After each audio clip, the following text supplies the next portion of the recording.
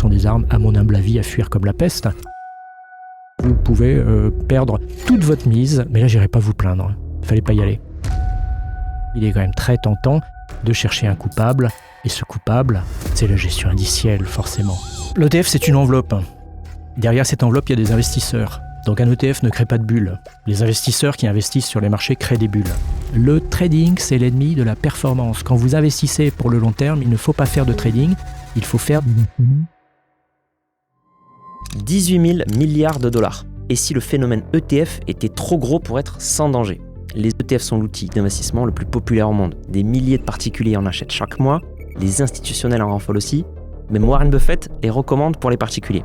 Pourtant, des voix s'élèvent, les ETF créent des bulles, ils déforment les marchés, ils sont une bombe à retardement et causeront le prochain krach financier mondial.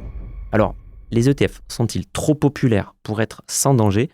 Pour y voir clair, aujourd'hui, je reçois un expert des ETF, Philippe Maupas, ancien directeur général de Morningstar France, puis cofondateur de Cantalis, la plateforme qui analyse des milliers de fonds d'ETF de portefeuille. Aujourd'hui, consultant, créateur du site Alpha Beta Blog, il est aussi investisseur indépendant depuis plus de 40 ans. Aujourd'hui, donc, on va démêler le vrai du faux sur les risques des ETF. Bonjour Philippe. Bonjour Mathieu.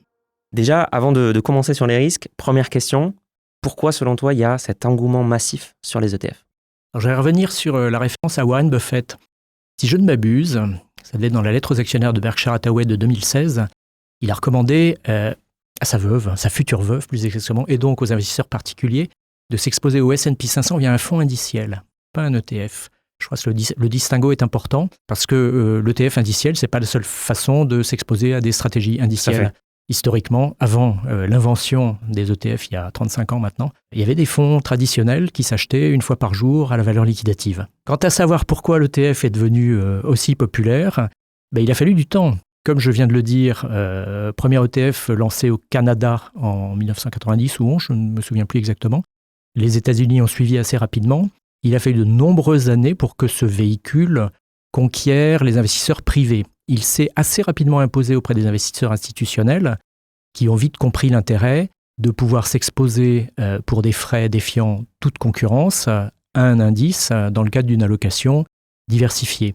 Pour les particuliers, ça a pris beaucoup plus de temps. Il a fallu que les particuliers arrivent à la conclusion, qui me semble très nécessaire, que le stock picking individuel, c'était un truc de professionnel, pas un truc de particulier, et que l'ETF permettait en une transaction de s'exposer à un panier d'indices, par définition infiniment plus diversifié qu'une action individuelle. La croissance des ETF sur le marché des particuliers s'est particulièrement accélérée au moment des différents confinements dans le monde entier, et notamment aux États-Unis. Vous avez des populations oisives par contrainte, auxquelles le gouvernement fédéral états-unien versait de l'argent gratuit, en quelque sorte, ce qui était assez nouveau pour ce pays, qui se sont retrouvés désœuvrés face à un écran et qui se sont mis à investir. Alors certains se sont mis à investir dans les meme stocks, d'autres dans les cryptos, et puis certains, et c'était parfois les mêmes, dans les ETF. Et depuis, la vague ne fait qu'enfler, et qu'enfler aussi auprès des investisseurs privés dans le monde entier, et en France aussi. Tu parlais aussi des institutionnels qui ont rapidement pris le virage ETF.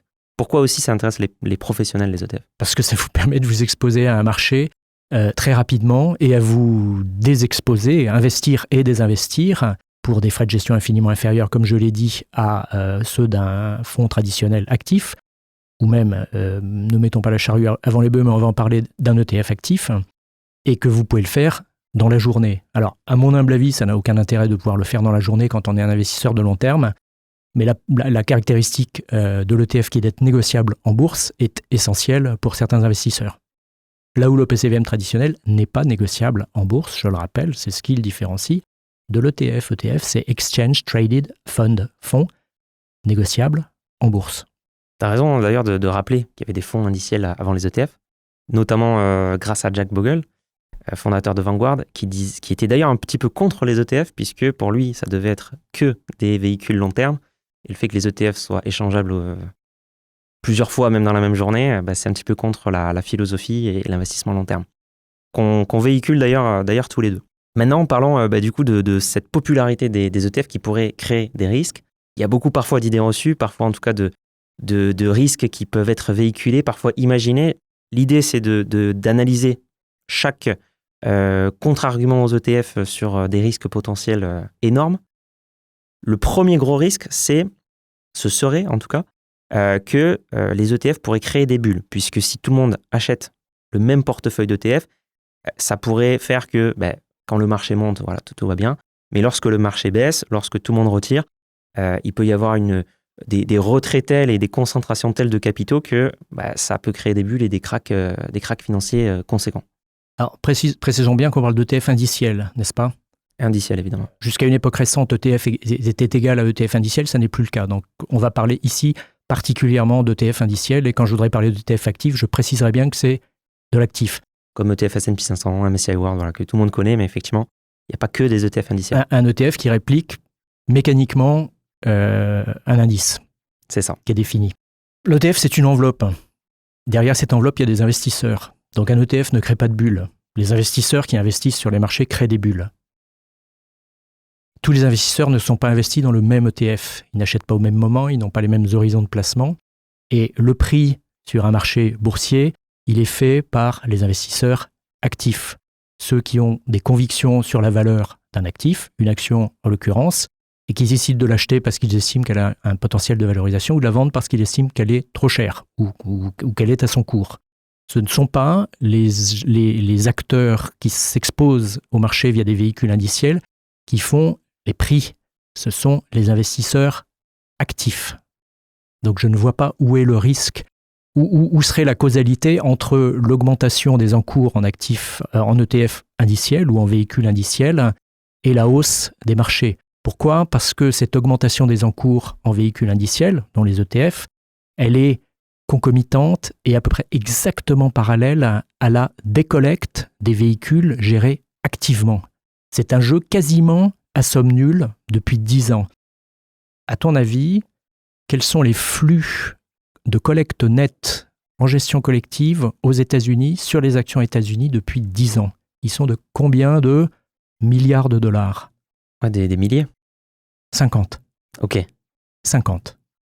Alors, certains blogueurs aux États-Unis disent que le marché haussier qui a commencé en mars 2009 est le plus haï dans l'histoire de l'investissement.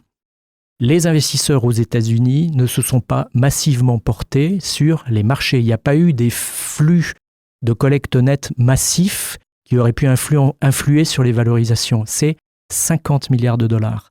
Pourquoi ? Parce qu'il en est sorti à peu près autant des véhicules gérés activement qu'il en est entré dans les véhicules indiciels. Et grosso modo, gestion active plus gestion indicielle égale à peu de choses près le marché. Donc, ce qu'a vendu la gestion active a été acheté par les gestions indicielles. C'est un jeu à somme nulle, avec donc 50 milliards de dollars d'après Morningstar de flux net sur 10 ans sur les actions États-Unis. Ça veut bien dire que ce sont les intervenants actifs qui ont des convictions importantes qui font la valorisation des valeurs et notamment des grandes valeurs. Ce n'est pas les ETF qui font la concentration du S&P 500, ce n'est pas les ETF qui font la concentration du CAC 40 qui est bien plus élevée que celle du S&P 500. Je répète, la concentration du CAC 40 est bien plus élevée que celle du S&P 500 et à ma connaissance, le CAC 40 n'est pas encore dominé par les véhicules indiciels. Très clair. Est-ce que aussi il y a le fait que les investisseurs en ETF indiciels qui sont long terme échangent moins et donc sur les volumes également qui peuvent faire les prix sont finalement moins présents et il ne faut peut-être pas regarder que la collecte et l'encours. Non, il faut regarder aux États-Unis notamment où les statistiques disponibles sont les plus précises. En Europe, hélas, ça n'est absolument pas le cas, donc on ne peut pas parler de façon très éduquée sur qui fait quoi et qui détient quoi et combien de temps. Aux États-Unis, en revanche, on sait assez précisément dans quels véhicules sont logés les fonds indiciels et ce n'est pas seulement dans les ETF, ce sont notamment dans les Target Date Funds, qui sont des fonds en pilotage automatique qui sont détenus dans le cadre des plans d'épargne retraite de type 401k. Donc ces Target Date Funds investissent en sous-jacent indiciel et sont détenus pendant 40 ans par un actif qui commence sa carrière à 20 ans et qui va prendre sa retraite à 65 ans. Donc c'est des gens qui mettent tous les mois, donc il y a des flux entrants tous les mois et ce sont des investisseurs qui ne tremblent pas quand il y a une baisse de marché. Et on le sait notamment grâce à Vanguard, tu parlais de Jack Bogle. Jack Bogle, c'est le fondateur de Vanguard en 1975. Je m'arrête un tout petit peu sur cet acteur parce qu'il est totalement atypique aux États-Unis, paradis du capitalisme financier le plus débridé, etc., etc. Vanguard, c'est une espèce de mutuelle qui est détenue par les fonds qu'elle gère, donc indirectement par les investisseurs dans ces fonds. Ça, c'est le cas aux États-Unis. Et donc Vanguard est très très transparent sur tous ces target date funds et fait un rapport annuel qui s'appelle How America Saves, où on a une analyse très très fine du comportement des investisseurs dans les target date funds de Vanguard. Ces investisseurs ne vendent pas quand les marchés baissent. Ils ne vendent pas, ce sont des investisseurs très stables. Donc encore une fois, ce ne sont pas des investisseurs spéculatifs. Alors, il n'y a pas que Vanguard aux États-Unis, mais c'est quand même un acteur ultra dominant, notamment sur le marché de la gestion indicielle, où il détient, d'après Morningstar, plus de 40% des encours. 40% des encours indiciels, c'est Vanguard aux États-Unis. Et les clients de Vanguard, parce que c'était le souhait et la philosophie de la société dès 1975, dès sa création par Jack Bogle, c'était d'inciter les clients à ne pas faire de trading. Le trading, c'est l'ennemi de la performance. Quand vous investissez pour le long terme, il ne faut pas faire de trading, il faut faire des versements programmés, réguliers. Tu as tout à fait raison de faire ces rappels. Non, mais c'est sûr. Combien représente aussi l'encours en indiciel? Est-ce qu'il y a des chiffres sur ça au niveau de la capitalisation mondiale? Alors, on le sait assez précisément aux États-Unis, où plus de 55% des encours en gestion collective investis en actions États-Unis est détenu dans des fonds indiciels. Là, il y a eu un vrai shift. C'était il y a quelques années. Il y a eu fin 2023 une bascule qui ne fait que se poursuivre et qui est la continuation de ce qui se produit depuis 2008 aux États-Unis. Donc plus d'encours sur des fonds passifs que des fonds actifs. Oui, sur les actions États-Unis. C'est également le cas aux États-Unis sur les actions dites internationales, c'est-à-dire tout ce qui est ex-États-Unis. Il y a beaucoup plus d'encours dans les véhicules indiciels.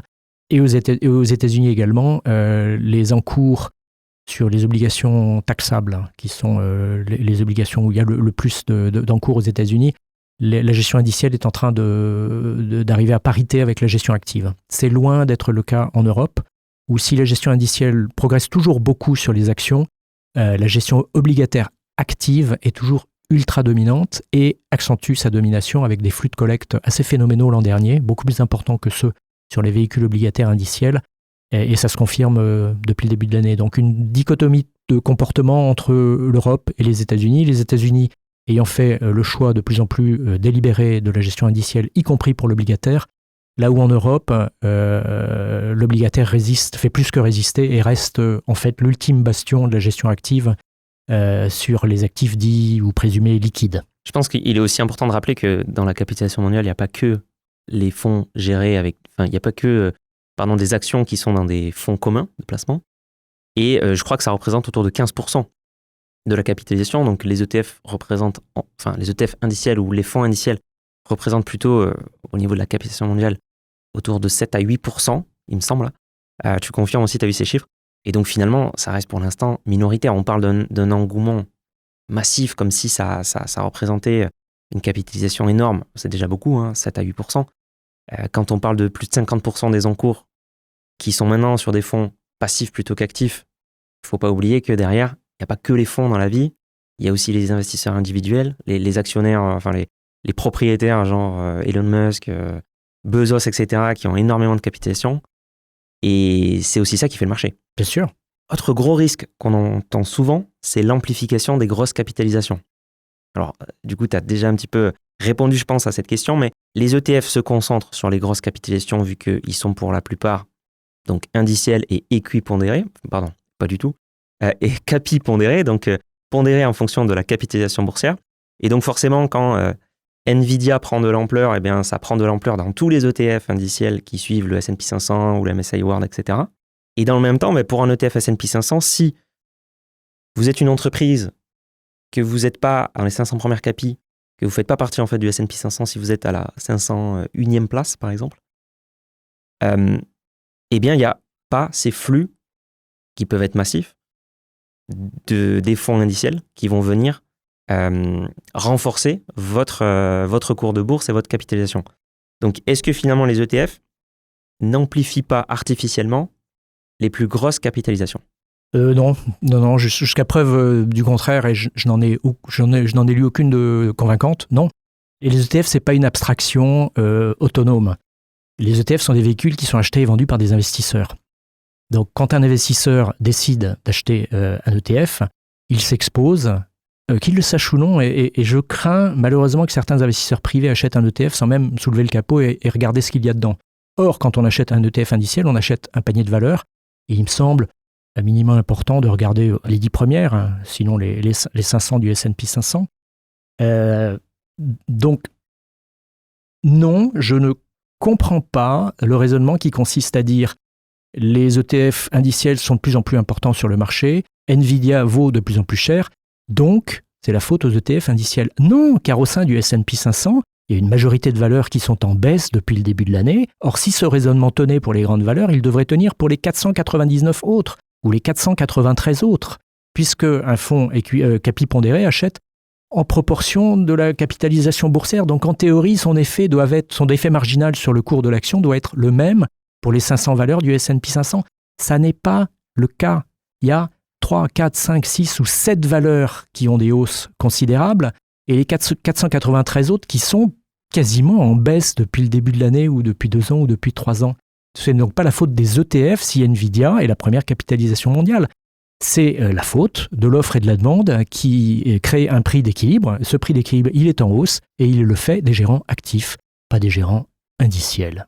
Donc effectivement, c'est un petit peu comme le premier risque prétendu sur les bulles. Finalement, c'est pas les investisseurs passifs qui font le marché, qui font les prix, qui font le price discovery, ce qu'on appelle. Donc aussi, ce que j'aime bien dire, c'est quand on regarde historiquement, parce que aujourd'hui, certes, il y a beaucoup d'ETF et il y a des concentrations effectivement sur le CAC 40 ou sur le S&P 500, mais ça finalement, ça a toujours été vrai. Quand on regarde aussi à la fin du 19e siècle, 80% de la capitalisation mondiale, c'était sur un secteur, c'était le secteur ferroviaire, avec la train mania. C'était pas la tulipomania, c'était la mania sur les trains. Et il n'y avait pas d'ETF. Il y avait une concentration folle. Quand on regarde également l'évolution de la pondération cumulée des 10 premières positions du S&P 500 au fil du temps, on se rend compte aussi que dans les années 50, dans les années 70, ça représentait, je crois, jusqu'à 40%, bien plus qu'aujourd'hui. Et il n'y avait pas d'ETF à cette époque-là. Donc c'est vrai que c'est important de prendre du recul et il n'y a aucune preuve qui montre que c'est la faute des ETF. Il y a une autre critique récurrente sur les flux massifs en ETF. Certains disent que ça pourrait créer une déconnexion entre les valorisations des actifs et leurs fondamentaux.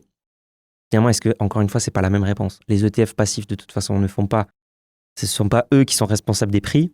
Donc, s'il y a une décorrélation entre valeur intrinsèque de la boîte et cours boursier, c'est pas non plus la faute des ETF. Oui, moi je reprends ton terme de flux massif. Oui, il y a des flux massifs qui correspondent à des flux tout aussi massifs et sortants d'autres véhicules qui sont, pour les nommer, les véhicules gérés activement sur le marché des actions. Donc, peu de choses près, tout ça s'équilibre. Hein. Donc, non, je n'achète pas plus cet argument sur la déconnexion du fait des ETF entre la valeur fondamentale des entreprises et leur valeur en bourse. Je serais curieux d'ailleurs de connaître la vraie valeur fondamentale des entreprises. Si vous l'avez, vous m'écrivez. Ça, c'est un exercice auquel se livrent tous les gérants actifs de la planète avec des succès assez mesurés depuis 2008, voire un track record assez catastrophique.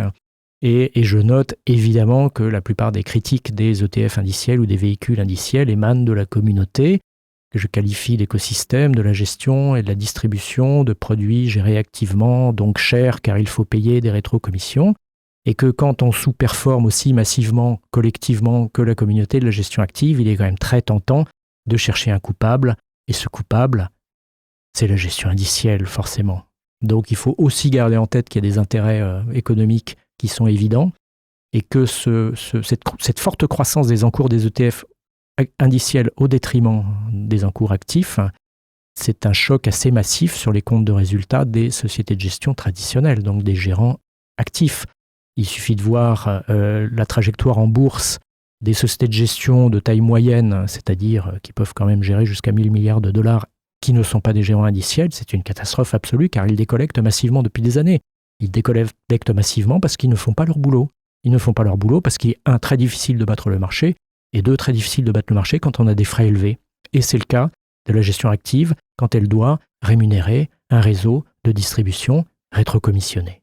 c'est bon de rappeler que si quelqu'un a la vraie valorisation des entreprises, vrai entre guillemets on va dire, il y a peut-être un prix Nobel d'économie à aller chercher parce qu'il y a tout un tas de théories, parfois fumeuses, parfois scientifiques, mathématiques, mais évidemment personne ne sait valoriser précisément ce que vaut une entreprise ou ce qu'elle vaudra dans 10 ans. C'est aussi ça les limites de la gestion active finalement et les limites de ces frais-là qui sont assez injustifiés puisque ils n'apportent pas de valeur ajoutée par rapport à une simple stratégie passive. D'ailleurs, c'est aussi une des critiques qu'on entend souvent sur les ETF et qu'on entend parfois dans les médias, qu'on entend souvent par les gérants actifs, c'est de dire alors oui, les ETF indiciels, c'est très bien quand le marché va bien, mais en cas de forte chute, en cas de baisse, il vous faut absolument un gérant actif qui va pouvoir bien réagir à ce moment-là et vous couvrir des chutes de marché. Qu'est-ce que tu en penses ? Rien, beaucoup de mal. C'est un argument qui semble frapper au coin du bon sens et qui ne tient absolument pas la route dès lors qu'on est d'accord avec la proposition suivante. Sur très longue durée, les marchés sont plus souvent en hausse qu'en baisse. Donc la consolation de se dire que dans les quelques périodes de baisse moins nombreuses que les périodes de hausse, mon fonds géré activement baissera moins qu'un fonds indiciel, elle n'est pas opérante dès lors que l'investisseur reste investi sur le long terme dans un type de véhicule unique. Si on est capable de dire qu'on est dans un marché haussier ou baissier, et généralement ça on le sait que quand c'est fini, alors l'investisseur intelligent devrait faire la chose suivante. Quand les marchés montent, il s'expose au marché via l'indiciel, et quand les marchés baissent, il sort des marchés, s'il est capable de faire ce market timing.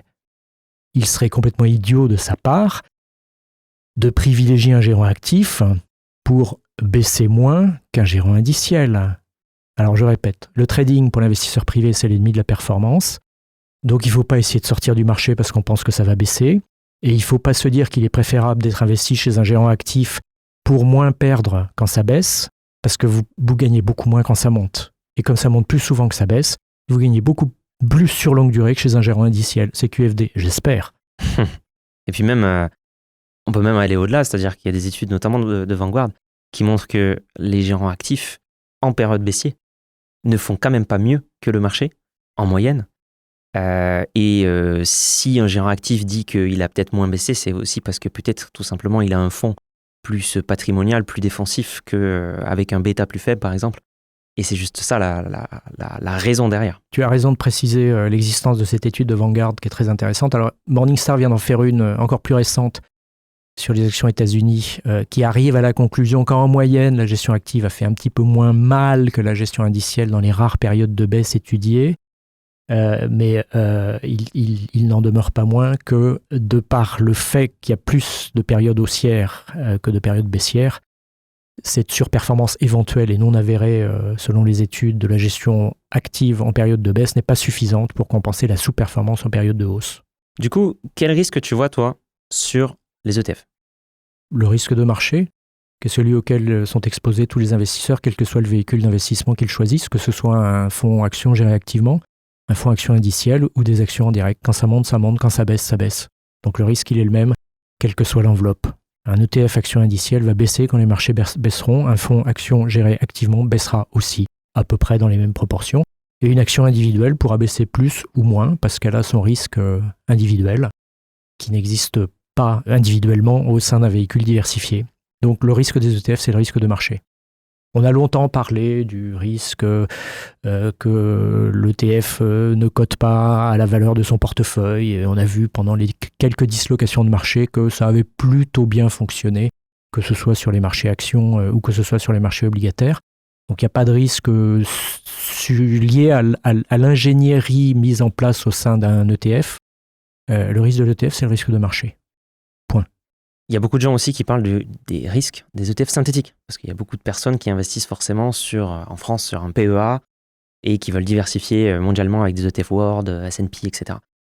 Qu'est-ce que tu penses des risques des ETF synthétiques ? Oui, il existe bien sûr. C'est le risque de contrepartie, c'est le risque que le fournisseur du swap soit pas en mesure de livrer la performance contractuellement garantie, c'est-à-dire c'est le risque que la Société Générale, JP Morgan ou BNP Paribas fassent faillite. À vous de l'évaluer. Il me semble assez faible. Clairement. Également, de toute façon, les ETF synthétiques diversifient leurs contreparties et avec la réglementation UCITS, ne peuvent pas avoir une contrepartie qui pèse plus que 10% de l'encours de l'ETF. Donc en fait, déjà, si une contrepartie chute, fait faillite, ça représente que 10% du portefeuille. Ce qui serait énorme. Ce qui serait énorme, mais les swaps financiers sont réinitialisés tous les jours. Donc, et comme l'ETF détient quand même un panier de substitution, c'est pas 10% de perte, c'est juste la perte de la différence de performance de 10% du portefeuille entre le panier détenu et l'indice. Oui. Donc là, par contre, ça devient très marginal. Là, on discute du sexe des anges et ça n'a en fait aucun intérêt. Voilà. C'est un problème de geek qu'il faut se poser. À mon avis, un investisseur privé normalement constitué devrait pas se torturer trop longtemps sur ce sujet. Et se dire tout simplement, un ETF sur PEA, c'est tellement plus optimisé fiscalement que le seul risque finalement à regarder, c'est essentiellement le risque de marché. Il n'y a pas de débat à avoir finalement pour un investisseur particulier sur son portefeuille. Alors, il y a aussi beaucoup de gens qui disent aujourd'hui, c'est le discours ambiant. Alors, moi, je suis assez content parce que quand je suis arrivé sur YouTube et que je parlais des ETF il y a 5 ans, c'était pas du tout le discours ambiant. Il y a 5 ans, c'était encore faire un portefeuille d'ETF, oui, bon, pourquoi pas, mais ou voir les ETF, c'est très médiocre, c'est que la moyenne du marché et n'y allez surtout pas. Aujourd'hui, quand même, le message, même dans les médias, c'est faites un cœur de portefeuille, un core portfolio en ETF, 75%, et puis 25%, vous faites du stock picking, vous allez chez des gérants actifs, vous essayez de surperformer, vous allez plus loin, voilà. Est-ce que tu es d'accord avec cette analyse? Alors, évidemment, je pense que non, mais est-ce qu'un particulier doit faire 75% en ETF et puis 25% par exemple en stock picking? Si c'est un stock picker talentueux, oui, pourquoi pas. S'il est capable, s'il peut le mesurer et se le prouver à lui-même, ou à elle-même si c'est une investisseuse, de faire mieux sur la partie qu'il gère en direct en stock picking que des gérants professionnels qui ont des années de formation, des outils, des accès à des sociétés quand ils font de la gestion fondamentale, des desks de trading pour minimiser la tracking error quand ils font de la gestion indicielle. Il ne faut absolument pas hésiter. La faible connaissance que j'ai des résultats des investisseurs individuels faisant du stock picking me laisse à penser que ce n'est pas une bonne idée. Mais pourquoi pas? Quant à se dire je vais faire 25% confié à des gérants actifs, oui, bien sûr, dès lors que vous êtes capable de distinguer à l'avance et avec fiabilité le gérant qui va surperformer, il ne faut absolument pas hésiter. Mais si vous avez cette compétence, il ne faut pas faire de gestion indicielle, il faut tout mettre sur le gérant actif dont vous savez avec certitude à l'avance qu'il va surperformer. Donc non, et puis en fait la question fondamentale à se poser c'est est-ce qu'il faut surperformer? Ouais. Pourquoi faudrait-il surperformer quand les marchés actions sur très longue durée, 200 ans, délivrent 5,4% de performance au-delà de l'inflation par an sur 200 ans, pourquoi surperformer? Sur les actions américaines, avec les données de Jeremy Siegel, c'est 7,1% par an. Oui, alors ça, c'est des actions sur les actions du monde entier. C'est la médiane en devise locale d'une cinquantaine de pays étudiés par Deutsche Bank depuis 1824. Donc selon les sources, vous aurez du 7,4 pour les actions États-Unis ou les actions suédoises ou les actions danoises, et puis du 5,4 d'après Deutsche Bank en devise locale, donc pour un investisseur qui aurait investi sur son marché domestique, et c'est la médiane de tous les marchés. Ok. Bref, entre 5, 6 ou 7 après inflation par an sur très longue durée, avec évidemment une forte amplitude. Ça peut faire du moins 50 comme ça peut faire du plus 30. Donc pourquoi surperformer? C'est déjà très Pourquoi bien. ce culte de la surperformance alors que la vraie question c'est comment s'exposer au marché? Une fois qu'on a répondu à celle-là, on peut se poser la question de savoir comment surperformer, mais commençons par s'y exposer, c'est le plus important. Et là, il y a du travail. J'ai bien aimé ta réponse, elle était un petit peu pleine d'ironie finalement. Est-ce que vraiment vous vous considérez meilleur qu'une armée de statisticiens, d'analystes financiers, de mathématiciens, d'IA aujourd'hui, etc., pour faire mieux que le marché avec votre stock picking? Tu recommandes quand même aux gens de s'essayer au stock picking? Est-ce que tu penses que c'est quand même intéressant pour eux? Ou c'est quelque chose à fuir? Et est-ce que même ça serait une erreur d'y aller? Moi, j'ai eu un parcours d'investisseur assez classique. J'ai fait toutes les bêtises possibles et imaginables en m'improvisant stock picker. J'avais fait une école de commerce, j'avais un bagage théorique minimum. Je n'ai jamais analysé un compte de résultat, je n'ai jamais analysé un bilan, je n'ai jamais fait un discounted cash flow analysis. Donc j'ai acheté des actions sur la base de ce que disait mon beau-frère ou un journaliste qui avait lu le dernier article en date, et je me suis la plupart du temps planté. Alors je ne suis pas un exemple universel, il y a sans doute des gens qui sont beaucoup plus professionnels que moi, même parmi les investisseurs non professionnels, mais je pense que c'est un exercice assez vain. Alors si vous voulez être directement exposé à l'air liquide, parce que vous y êtes attaché, l'air liquide étant la valeur type des actionnaires en France, très attaché à la société, parce que la société est bien gérée, parce qu'elle traite très très bien les actionnaires individuels, parce qu'elle fait des distributions d'actions gratuites régulièrement et qu'on a l'impression de s'enrichir avec ça, pourquoi pas? Mais faites-le en toute connaissance de cause, c'est-à-dire faites-le en vous disant, c'est parce que j'aime bien la société. C'est pas parce que je pense, après une analyse approfondie, qu'elle a un potentiel de valorisation important sur longue durée. Donc faites ce que vous voulez. Moi, je pense que la gestion se délègue assez aisément à un tiers, et que ce tiers, aujourd'hui, quand il est indiciel, c'est gage de performance parce qu'il y a moins de frais et que vous êtes naturellement diversifié. Un des risques aussi mis en avant, c'est, alors surtout quand on débute, quand on ne comprend pas ce que c'est qu'un ETF, c'est si l'ETF ferme, si l'ETF est arrêté par la société de gestion, ou si la société de gestion fait faillite, est-ce que je récupère mon argent? Alors, si l'ETF est liquidé par la société de gestion, si vous ne vendez pas avant la date de liquidation, vous récupérerez le cours du jour de liquidation. Si l'ETF voit sa valeur tomber à zéro parce que c'est une arme de destruction massive qui vous expose à moins 3 fois la performance d'une action sous-jacente très volatile, et donc il suffit de 3 jours consécutifs à moins 20% pour que ça vaille zéro, ben là, tant pis pour vous, il ne fallait pas aller dans ce type de produit. Donc, liquidation ordonnée, il y a une valeur. Liquidation désordonnée, ça peut aller à zéro, mais encore une fois, ce sont les armes de destruction massive qui sont des ETF sur actions individuelles avec un fort levier de 2 aux États-Unis qui est le maximum, ou moins 2.